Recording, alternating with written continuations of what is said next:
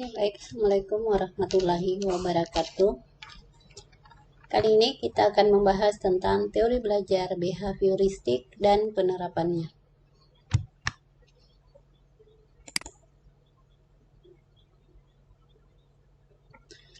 Teori behavioristik. Jadi, teori ini membahas tentang perubahan tingkah laku sebagai hasil dari pengalaman. Teori ini akhirnya berpengaruh dalam pengembangan pembelajaran sehingga menjadi sebuah aliran psikologi belajar yang kemudian dikenal dengan aliran behavioristik.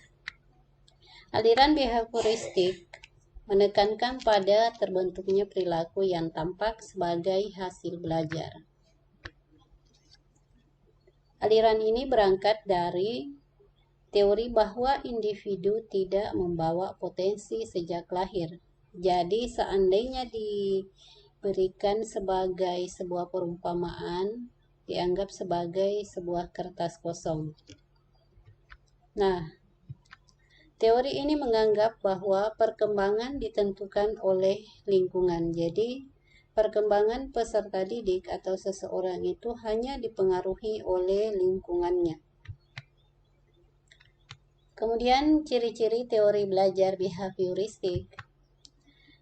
Jadi di dalam teori belajar ini yang pertama cirinya adalah adanya proses input dan output.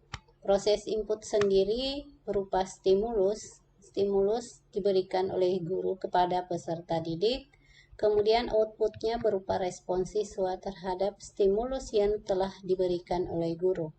Nah, stimulus dan respons ini harus dapat diukur dan diamati, sehingga proses yang terjadi antara stimulus dan respon itu ditiadakan karena dianggap tidak dapat diukur dan diamati. Nah, ciri yang kedua adalah adanya hubungan sebab akibat. Ciri berikutnya adalah pengaruh lingkungan. Jadi lingkungan dianggap sangat mempengaruhi perubahan yang terjadi pada peserta didik. Ciri berikutnya adalah pembiasaan. Segala sesuatu kegiatan yang dibiasakan atau dilakukan secara terus-menerus akan dianggap mudah oleh peserta didik karena telah menjadi pembiasaan. Nah, tokoh-tokoh behavioristik, ada 4 tokoh yang terkenal dalam behavioristik. Yang pertama yaitu Edward Thorndike. Dia mengungkapkan 3 hukum yang dikenal dengan teori kesiapan, kemudian ada teori latihan, kemudian ada teori pengulangan. Jadi ketiga teori ini menurut Edward harus menjadi sebuah satu kesatuan jika ingin mendapatkan perubahan pada peserta didik. Kemudian yang kedua John B. Watson. Jadi John mengatakan bahwa stimulus dan respon dapat diamati dan diukur. Jadi yang termasuk di dalamnya hanya yang dapat diukur dan diamati dan proses yang terjadi di antara stimulus dan respon itu dianggap tidak dapat diamati dan diukur.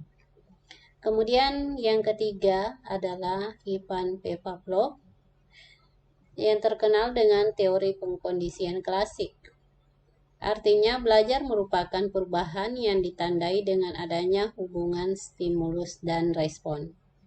Kemudian teori Skinner. Jadi Skinner merupakan salah satu tokoh behavioristik yang paling terkenal, di mana dia sering dikenal dengan behaviorisme radikal. Skinner mengatakan bahwa stimulus dan respon yang terjadi melalui interaksi dengan lingkungannya. Dan perkembangan adalah perilaku karena faktor lingkungan.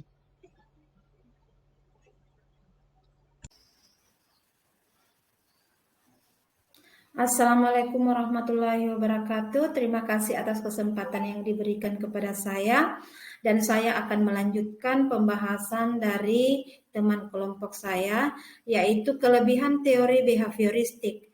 Pertama, belajar terjadi dari adanya hubungan antara stimulus dan respon yang dapat mengakibatkan adanya perubahan tingkah laku atau behavior baru. Dua, guru dapat merancang dan meramalkan hasil belajar, perubahan apa yang bakal terjadi pada subjek didik.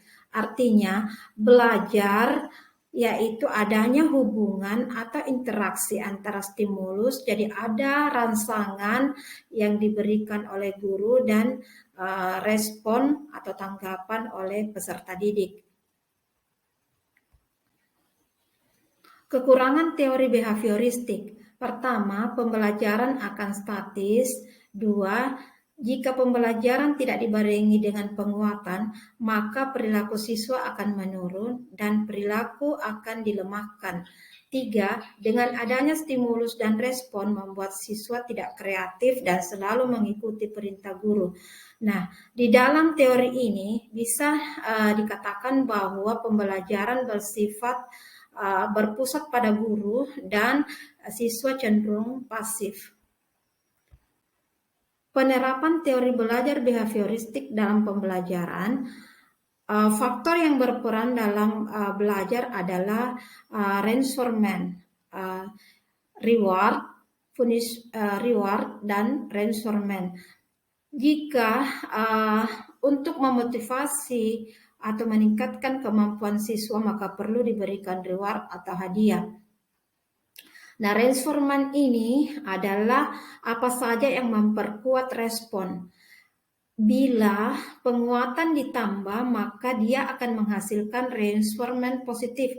Begitu pula sebaliknya, bila penguatan dikurangi, maka dia akan menghasilkan reinforcement negatif. Artinya, di dalam dunia pendidikan, punishment atau hukuman ini dilarang, dihilangkan, karena hukuman akan menghilangkan perilaku negatif siswa.